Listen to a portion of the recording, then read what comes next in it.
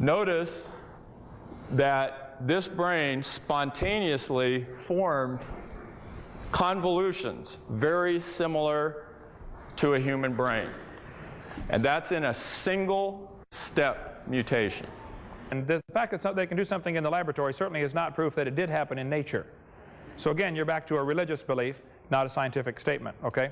And the convolutions, I think, would be normal. See, humans have a section of the brain called Broca's convolution that allows speech.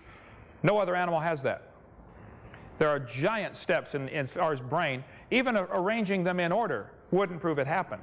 You could take an animal with a small brain and an animal with a big brain. That proves no relationship. If I get buried on top of a hamster, that does not prove he's my grandpa, okay? So what they're doing is they're doing stuff on paper and imagining how it might have happened. This is not real science. This is imagination. This is fairy tale stuff. So you can play with the genes and cause them out. They do the same thing with polyploidy with vegetables and stuff. You can take strawberries and manipulate the genes and they double the chromosome number and you get giant strawberries that taste terrible. Okay? But they're twice the size. That's not new information. It's a doubling of existing information. No different than a cow having 5 legs or something, you know. It's not new information. It's a doubling or expanding of existing information. There are no examples where a naturally occurring mutation has caused an increase in genetic complexity. Richard Dawkins, who refused to debate me from Cambridge University when I was over there a few months ago, Richard Dawkins was asked on TV, he said, can you think of one example of a mutation that has caused an increase in genetic complexity? Evolution would require billions of them. Can you name one, please? He was dead silent for 19 seconds. Finally, he said, shut off the camera, please. There aren't any. There are none. So, had to be designed, my case, okay? Okay, I don't think I am the issue at all. I think the truth is the issue, and God's Word is the issue, which is basically at stake. I had probably 15 of Dr. Rainbow's students come to tell me that he spends his entire class pushing the evolution theory and really gives creationists or Christians a hard time. So he's using tax dollars to do that. So I guess I feel like I'm defending truth. I'm not defending me. If I came across as prideful, I'm sorry. I'm not. I'm just a lowly high school science teacher that's sick and tired of his tax dollars being used to destroy the faith of kids. That's all. Ernest Haeckel falsified and was proven to have falsified certain drawings of embryos, and the fact that, okay, let me show a slide. See? You know darn well it has a backside, but you're totally incapable of proving it. We know darn well that macroevolution is taking place on other grounds that I don't have time to talk about, but we are in fact completely incapable of proving it for the reasons that I've just given you. Okay? Okay, and I think that demonstrates clearly what I've been saying all night.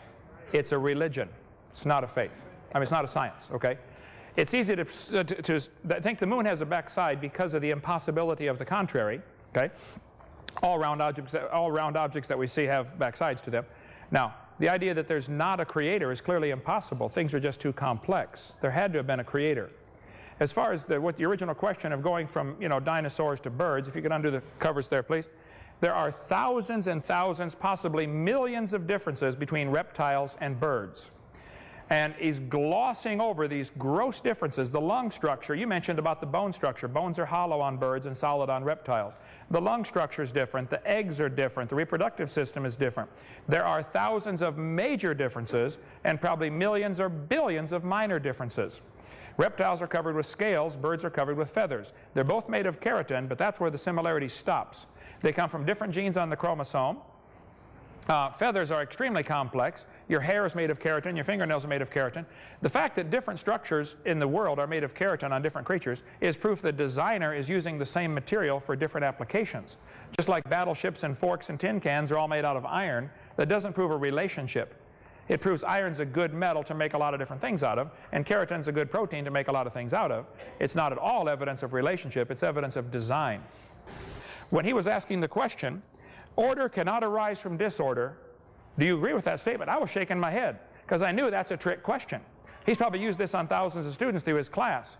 And it's a trick question, and the student goes away baffled like, wow, I guess I was wrong.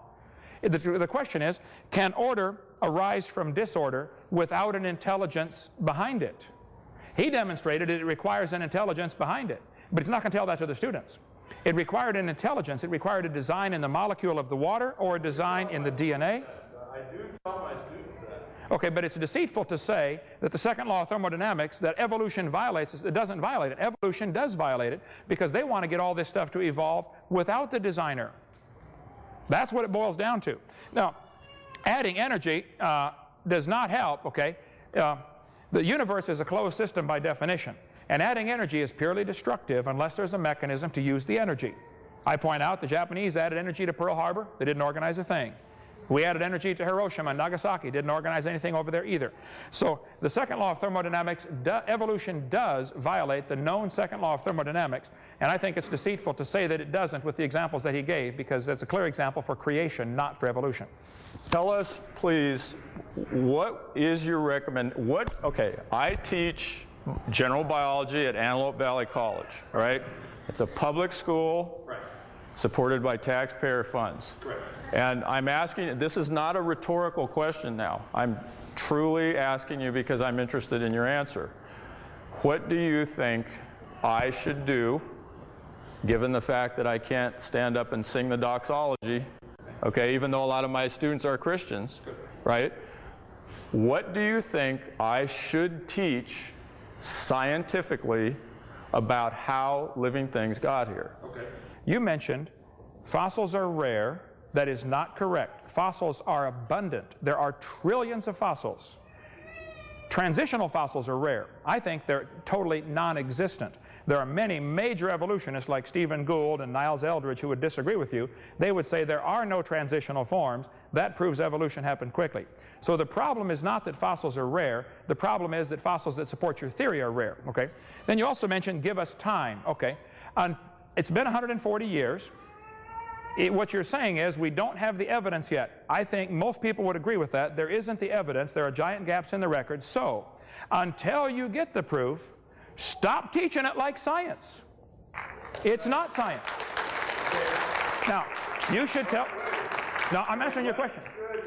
Okay, you're telling me what I shouldn't teach. I'll tell you what you should. What I should teach. You should teach the kids we observe animals producing the same kind of animals. We don't know how they got to this planet. But I'm telling you, the textbooks at Antelope Valley College do not teach evolution as a theory. They teach evolution as a fact. They do, that's true. And it shouldn't be done that way. Stop doing that. So teach kids, dogs produce dogs. Teach the kids, if you teach biology, teach all the muscles, the bones, the nerves, that we're amazingly designed. Stop telling them this is adapted to their environment. Start telling them it's probably designed for their environment.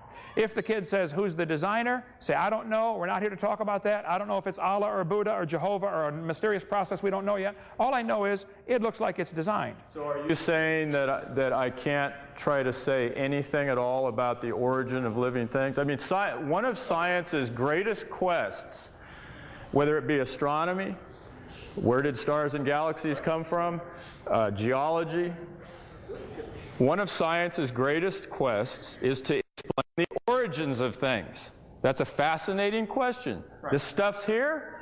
How did it get here? You'd have to have concrete in your brain to not wonder that. Okay, and that's so. One of the greatest goals of science is to explain the origins of things. So what do I say positively about origins? I would say that would raise several major questions. I don't think science can handle the subject of origins. It's not part of science. We observe dogs producing dogs. How the original dog get here is outside the realm of science. Don't discuss it. No matter what you say about origins, either side is going to upset somebody. If you talk the creation view, you're going to upset the evolutionist. If you talk the evolution view, you're going to upset the creationist. The subject cannot be discussed in a taxpayer-funded school without alienating somebody.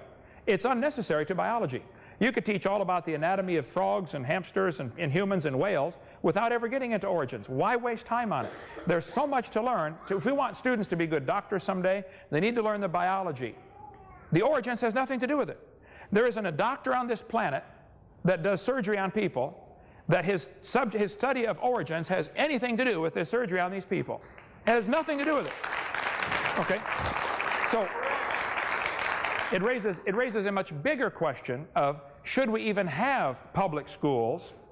Because they are getting into the origin subject. Maybe everybody should just go to privately funded schools. The Muslims can teach what they believe, the Catholics can teach what they believe, the Baptists teach what they believe, and then strict competition. The better doctors would win out the jobs. It wouldn't matter. I'm telling you, the subject of evolution is unnecessary. It's counterproductive. It's a waste of time, and it's not science. Why is it included?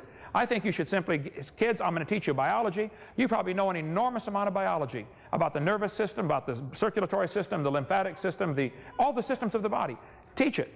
Leave the origins out of it. Contrary to what some of my students say, about 85% of what I teach in my general biology course is not evolution. Good. I get accused all the time, oh, Dr. Rainbow, that's all he ever teaches is evolution. That is complete poppycock. You look at my syllabus, I'm teaching them about DNA and RNA and proteins, and that's good. So I do.